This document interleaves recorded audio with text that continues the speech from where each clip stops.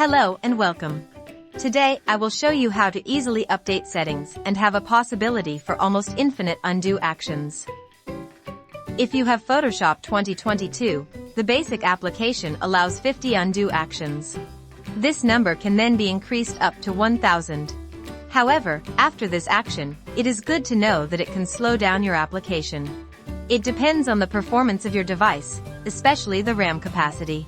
So let's get started. Press the following shortcut on the screen, and when the Preferences window appears, click the Performance tab. We will now adjust the history states value to the desired 1000. And that's it. Thanks for watching.